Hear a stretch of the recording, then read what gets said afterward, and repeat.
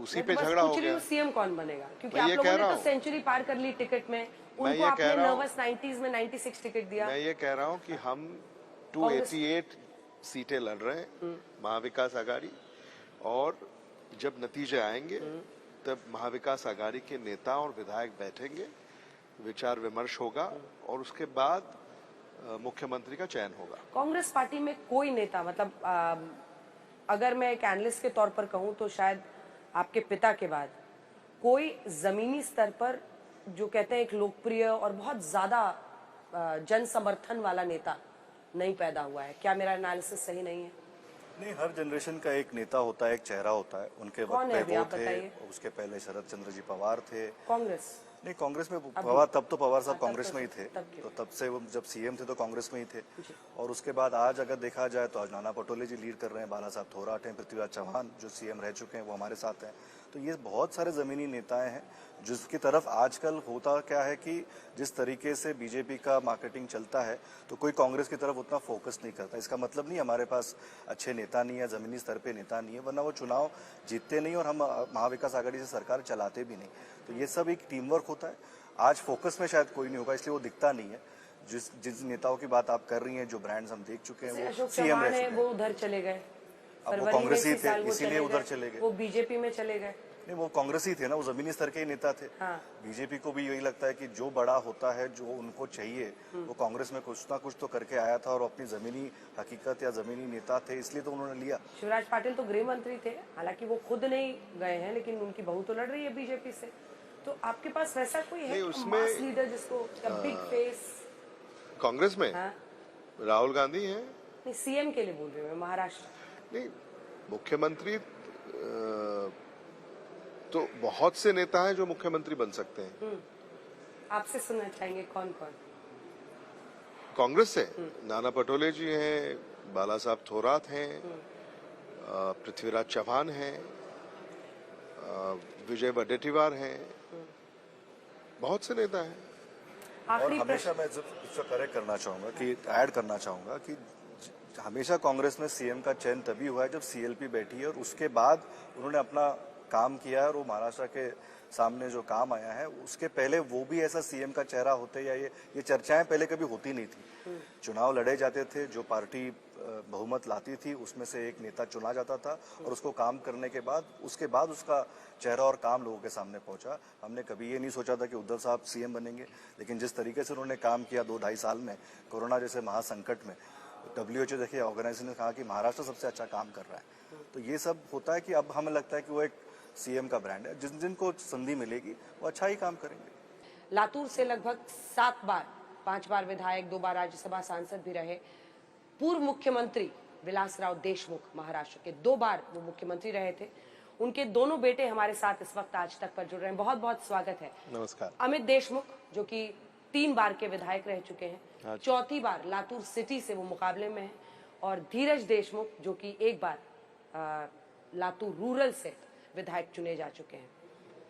ये बताते हुए मेरा पहला प्रश्न आपसे यही है कि क्या इस बार मुकाबला जरा अलग है, क्योंकि इस बार शिवराज पाटिल जो कि खुद भी अगर हम देखें तो लंबे वक्त तक वो सांसद रहे, लगभग 6-7 बार, उनकी बहू अर्चना पाटिल इस बार आपके साथ मुकाबले में है। ये चुनाव आप दोनों की नजर में पिछले चुनावों से क्या कितना अलग है और आपके लिए कितने कॉन्फिडेंट आप हैं? इस चुनाव में तो ये लड़ाई महायुति के खिलाफ है और महायुति ने पिछले 2.5 साल में जो काम महाराष्ट्र में किया है, पार्टियां तोड़ी हैं, विधायकों को खरीदा है, खासदारों को खरीदा है, तो महाराष्ट्र की जनता को ये पसंद नहीं आया। लोकसभा के चुनाव में भी महाविकास आघाड़ी को 48 में से 31 सीटें महाराष्ट्र ने जितवाई हैं और इस विधानसभा चुनाव में भी मुझे ऐसा लगता है कि पिछली विधानसभा चुनाव से बहुत ज़्यादा इस चुनाव में महाविकास आघाड़ी आसानी से जीत दर्ज कर पाएगी। अर्चना पाटिल आपके लिए कोई मुकाबला नहीं है? ये विचारों की लड़ाई है। शिवराज पाटिल की, शिवराज पाटिल साहब तो आज भी कांग्रेस में हैं, वो कांग्रेसी हैं। आज वो CWC के परमानेंट इनवाइटी हैं और उनके घर में अगर किसी ने एक नया विचार अगर अपनाया है तो ये विचारों की लड़ाई है। हम हमारा विचार लेके लोगों के पास जा रहे हैं। विचारों की लड़ाई है, परिवारों की भी लड़ाई है, क्योंकि देखिए अब सवाल यह है कि आपके पिता शिवराज जी न जाने कितनी बार मतलब साथ रहे होंगे, मंत्री भी रहे थे विलासराव जी। ऐसे में जब उनकी बहू चुनावी मैदान में उतरती है तो आपके लिए कैसा होता है? ये फैमिलीज के लिए मीडिया के सामने आना या बताना या इसको थोड़ा सनसनीखेज बनाने के लिए ये लोग परिवारों की लड़ाई दिखाना चाहते हैं। लेकिन जैसे अभी अमित ने कहा कि ये विचारधारा की लड़ाई है जो राहुल गांधी ने लड़ना शुरू किया है बीजेपी के साथ, और यहाँ पे महाविकास आघाड़ी और महायुति जिस तरीके से महाराष्ट्र के लोगों के साथ धोखा हुआ है वो महाराष्ट्र की जनता, और जो आज भी केस कोर्ट में पेंडिंग है, लेकिन आज अभी ये केस जनता की अदालत में जा रहा है और 20 तारीख को जनता अपना मतदान करेंगी तो उसमें अपना फैसला तुरंत 23 तारीख को आ ही जाएगा। विचारधारा की लड़ाई क्या है? उनकी विचारधारा तो साफ है, वो कह रहे हैं एक रहेंगे सेफ रहेंगे, और ये नारा बटेंगे तो कटेंगे वाला हरियाणा में चला था। इसी के खिलाफ लड़ाई है, इसी विचारधारा के खिलाफ लड़ाई है कि ये ऐसी राजनीति यहाँ पर कर रहे हैं जो महाराष्ट्र में इससे पहले कभी हुई नहीं। महाराष्ट्र हमेशा एक रहा है और सारे जातियों के लोग, धर्मों के लोग इकट्ठा भाईचारे के साथ यहाँ पर रहे हैं। महाराष्ट्र ने इसको कभी कबूल किया नहीं है। अब तो ये भाजपा ने पार्टियां तोड़कर, दलों को तोड़कर सरकार तो बना ली, लेकिन अब ये सरकार वो फिर चुनकर नहीं ला पाएंगे। हम मराठवाड़ा में इस वक्त मौजूद है, मैं बीड़ भी गई थी आज। वहां पर एक बड़े मतलब ओबीसी नेता के तौर पर गोपीनाथ मुंडे थे। मराठवाड़ा में एक सच्चाई तो है ये कि जातीय संघर्ष चल रहा है, मराठा आरक्षण की मांग हो रही है, जरांगे पाटिल ने उसके लिए ये किया। वहीं दूसरी तरफ ओबीसी आंदोलन हो रहा है उसके प्रतिरोध में। तो ये जातीय संघर्ष तो है ही पहले से यहाँ पर। यहाँ की सिचुएशन जो मराठवाड़ा की रही है, यहाँ के किसान हो या यहाँ के लोग हो, यहाँ पे उतनी सारी अपॉर्चुनिटीज उनको नहीं मिल पाई हैं जो सरकार ने उन्हें देनी चाहिए थी। पिछले 10 साल से हम सुन रहे हैं कि हर साल 2 करोड़ रोजगार निर्माण किए जाएंगे, तो वो नहीं हुआ। यहाँ की जो समस्याएं हैं, यहाँ ज़मीनी की समस्या, यहाँ सोयाबीन का किसान है जो अपनी एमएसपी चाहता है लेकिन उसको वो एमएसपी भी नहीं मिल रही है। इस वजह से उनकी ज़मीनी हालत जो ख़राब होती जा रही है, एजुकेशन में या इस सब चीज़ों में जो उनको अपॉर्चुनिटीज नहीं मिलती या उतने इंस्टीट्यूशन नहीं खुल पाए, जो सरकारों को करना चाहिए था वो कर नहीं पाए, इसलिए एक है। और उस पर इसके देखा जाता है कि अगर एक समाज एक आरक्षण की मांग कर रहा है और आज की ज़मीनी हकीकत है कि जो कास्ट सेंसस होना चाहिए था, डिक्लेयर होना चाहिए था, हुआ नहीं, तो हमें आज भी नहीं पता कि ज़मीनी हकीकत क्या है, किसकी संख्या कैसी और किसकी उम्मीदें क्या हैं और उनकी आज जो ज़रूरतें हैं वो हम पूरी कर पा रहे हैं कि नहीं।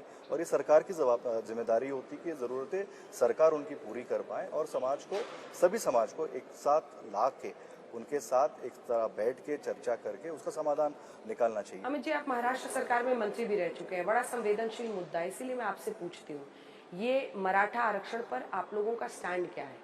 क्या आप ये कहते हैं, क्योंकि उनकी मांग है कि जो 50% अभी तक लिमिट है उसमें 27% ओबीसी में, जैसे कुणबी पहले से शामिल है वैसे सभी जो मराठा है उनको आरक्षण मिले।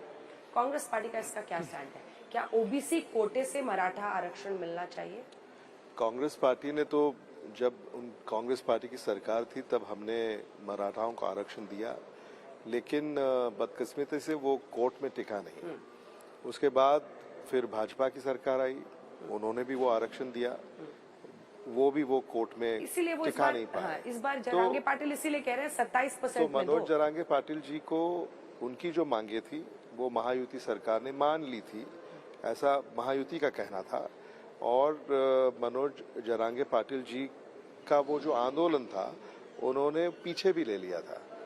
उन्होंने एक मेरे ख्याल से ऑर्डिनेंस भी निकाल दिया था कि हमने इनकी सारी मांगे मान ली हैं, और उस ऑर्डिनेंस पे वो सजेशंस और ऑब्जेक्शंस भी वो मंगवा रहे थे। लेकिन उसके बाद महायुति ने उनका मेरे ख्याल से विचार बदल दिया या उन्होंने उनकी मांगे पूरी नहीं की। तो मनोज जरांगे पाटिल जी को महायुति ने जो वादे किए थे वो पूरा नहीं कर पाए। ऑपोजिशन, जहां तक ऑपोजिशन की बात है, जो महाविकास आघाड़ी है, उन्होंने तो विधानसभा में भी समर्थन दिया था जब सरकार ने यह प्रस्ताव लाया था कि हम मराठा आरक्षण देंगे, तो हमने वन लाइन रेजोल्यूशन कर दिया था कि हम उसको समर्थन दे रहे हैं। तो उसके बाद सरकार की ये जिम्मेदारी थी कि कुछ रास्ता निकाले। चर्चा तो वो कर रहे थे मनोज जरांगे पाटिल जी से और जो आंदोलन करता है उनसे, तो इसका जवाब तो उनको देना पड़ेगा। लेकिन कांग्रेस पार्टी की क्या लाइन है, मुझे अभी भी समझ नहीं आया, क्योंकि सवाल यह है कि क्या उनकी आंखों में धूल झोंका जा रहा है दोनों पक्ष से, क्योंकि आप भी कह रहे हैं जो सुप्रीम कोर्ट में स्टैंड ही नहीं करेगा उसमें आप 50% से ऊपर में आरक्षण देकर उनको फायदा नहीं दे सकते हैं। क्या ओबीसी कोटे में उनको आरक्षण मिलना चाहिए या नहीं मिलना चाहिए? नहीं, इसमें सरकारों ने पहले भी बहुत काम किया है। महायुति सरकार ने अब जो उनका रुख है उन्होंने भी कुछ उस पर कदम उठाए हैं। जहां तक महाविकास आघाड़ी का सवाल है, इसमें केंद्रीय स्तर पर ये सोच है कि हम कास्ट सेंसस करें और कास्ट सेंसस करने के बाद तो टालना हो गया ना, बहुत साल लगेंगे फिर वही। नहीं, कास्ट सेंसस तो केंद्र सरकार भी कर सकती है, बहुत राज्यों ने भी किया है, महाराष्ट्र में हम कर सकते हैं। इसकी शुरुआत तो कहीं करनी पड़ेगी ना, इसकी शुरुआत करनी पड़ेगी। तो वो शुरुआत कांग्रेस पार्टी में भी करना चाह सेंसस रही हुआ था, कास्ट सेंसस, उसके नंबर्स 14 तक नहीं आए और उसके बाद फिर आए ही नहीं। केंद्र सरकार को ये करना है, उन्होंने ये पहल करनी है, वो कर नहीं रहे हैं। बिहार राज्य ने कर लिया, महाराष्ट्र राज्य अब आने के बाद वही है बात वो। तो मतलब इस किसी भी राज्य में जातियां, इनकी गिनती कितनी है, ये तो बिहार में भी हुआ। आने वाले दिनों में कांग्रेस पार्टी आने वाले दिनों में महाराष्ट्र में भी ये हम करेंगे और उसके बाद फिर हमें इसको कैसे आगे ले जाना है उसके ऊपर। पर ये तो कर्नाटक में भी हुआ, लेकिन सर्वे के नंबर्स ही बाहर नहीं आए। डीके साहब और खड़गे साहब के बीच में वो हो गई कि नहीं, सर्वे के नंबर्स नहीं बता सकते, नहीं कर सकते। वो कह रहे हैं सेंटर को ही करना चाहिए। स्टेट का कास्ट सेंसस, कास्ट सर्वे, क्या आपको लगता है कि मायने रखेगा रिजर्वेशन के एंगल से? अपनी तरीके से हर राज्य अपनी तो बात सेंटर तक तो सिफारिश तो करनी पड़ती है, उसके लिए वो डेटा होना बहुत जरूरी है। और डेटा जिस तरीके से कलेक्ट किया जाए और डेटा जिस तरीके से एनालिस होना चाहिए, और वही उसको रिकमेंडेशन ही स्टेट सेंटर तक कर सकती है। और ये सेंट्रल पार्लियामेंट के दायरे में है, तो उन्हीं के थ्रू फाइनली अगर किसी को इस प्रॉब्लम का समाधान चाहिए तो वहीं से वो होगा। कांग्रेस पार्टी तो इसमें पहल कर ही रही है कि आज जमीनी हकीकत पहले पहचाननी चाहिए और उसी पे समाधान ढूंढना चाहिए। लाड़की बहन योजना, कुछ स्कीम्स पर आते हैं, आपको लगता है इसका जमीन पर असर होगा? वो 1500 दे रहे हैं, अब आप लोगों ने बोली लगाई है 3000 देंगे। मतलब खड़गे साहब समझा रहे हैं आप लोगों को कि जो वादा पूरा कर सको वही वादा करो। उन्होंने डीके और सिद्धारमैया के बीच में बैठ के बोला। तो ये कब तक चलेगा ये? मतलब तुम इतने पैसे दो, नहीं हम इतने देंगे, हम उतने देंगे। आप लोग यंग हैं, आप लोगों को लगता है कि ये सही तरीका है एडमिनिस्ट्रेशन का? और क्या वो इम्पैक्ट करेगा लाड़की बहन योजना? राजनीति में जब पार्टियां कुछ ऐसे मुद्दे सामने लाती है, जैसे मध्य प्रदेश में हुआ, कर्नाटक में हुआ, हिमाचल में हुआ, तेलंगाना में हुआ, तो कहीं ना कहीं ये जो योजनाएं हैं, ये जमीनी जो हकीकत है उससे ही उभर कर आ रही हैं। तो अगर आज लाड़की बहन योजना उन्होंने लोकसभा के बाद वो ले आए, तो लोग भी ये जानते हैं कि ये चुनाव को मद्देनजर रखते हुए ये योजना ले आई। असर होता है? लोग तो ये जानते हैं, पैसा मिलता है तो असर होता है वोटर पे। मैं पूछ रही हूँ, आपको लगता है कि जब पैसा मिलता है तो वोटर पे असर होता है? डायरेक्ट बेनिफिट जब मिलता है तो उसका तो असर होता ही है ना। It's direct benefit. बहुत सी योजनाएं सरकार की हैं, जैसे आदिवासियों के लिए है, फिर हमारे जो पिछड़े हैं उनके लिए। तो ये जब ये डायरेक्ट बेनिफिट उनको अकाउंट पे मिलता है तो उसका असर तो होता ही है। इसीलिए तो पार्टियां और बहुत से राज्यों में ये योजनाएं आई हैं। और मुझे ऐसा लगता है कि अगर महिलाओं को या हमारी बहनों को, बेटियों को उससे कोई राहत अगर मिल रही है तो उसमें कोई गलत है ऐसा मैं नहीं मानता। अब मैं जरा हिंदुत्व और जो पॉलिटिक्स चल रही है, जो दोनों अलायंसेस बने हैं, उसमें कौन नेचुरल है कौन अननेचुरल है उसको समझने की कोशिश करते हैं। देखिए, एकनाथ शिंदे ने कहा कि कांग्रेस पार्टी के खिलाफ बाला साहब ठाकरे थे, उद्धव जी ने कॉम्प्रोमाइज कर लिया, और जो पुत्र है वही उत्तराधिकारी नहीं होगा, जो उत्तराधिकारी बनेगा वो पुत्र कहलाएगा, जो भी उनका अपना एक तरीका है। लेकिन वही देवेंद्र फडणवीस जब छत्रपति संभाजी नगर पहुंचते हैं तो वो कहते हैं कि वोट जिहाद के खिलाफ वोट का धर्म युद्ध करो, कोई नाम नहीं बदल सकता है। छत्रपति संभाजी नगर नाम हमने रखा जो कि बाला साहब का ड्रीम था, और वो इतने सालों तक, इतने दशकों तक हो नहीं पाया।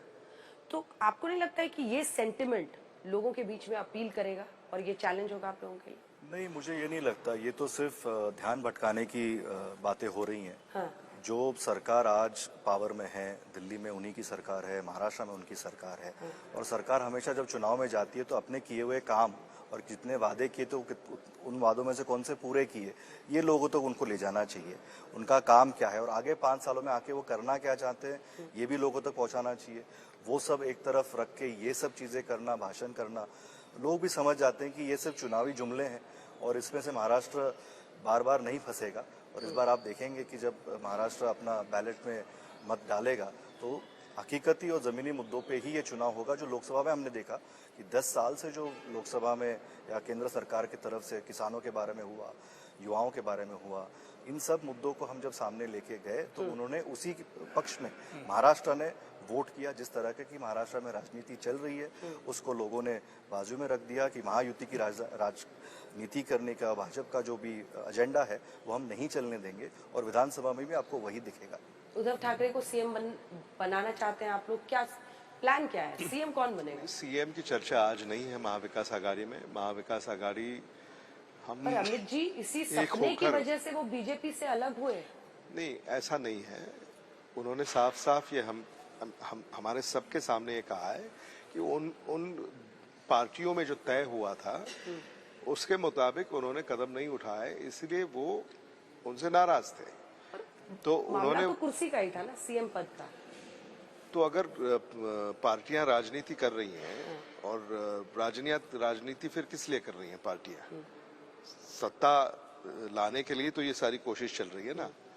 तो फिर उसी पे झगड़ा हो गया। सीएम कौन बनेगा? क्योंकि आप लोगों ने तो सेंचुरी पार कर ली टिकट में, उनको आपने नर्वस 90s में 96 टिकट दिया। मैं ये कह रहा हूँ कि हम 288 सीटें लड़ रहे हैं महाविकास आघाड़ी, और जब नतीजे आएंगे तब महाविकास आघाड़ी के नेता और विधायक बैठेंगे, विचार विमर्श होगा और उसके बाद मुख्यमंत्री का चयन होगा। कांग्रेस पार्टी में कोई नेता, मतलब अगर मैं एक एनालिस्ट के तौर पर कहूं तो शायद आपके पिता के बाद कोई जमीनी स्तर पर जो कहते हैं एक लोकप्रिय और बहुत ज्यादा जन समर्थन वाला नेता नहीं पैदा हुआ है। क्या मेरा एनालिसिस सही नहीं है?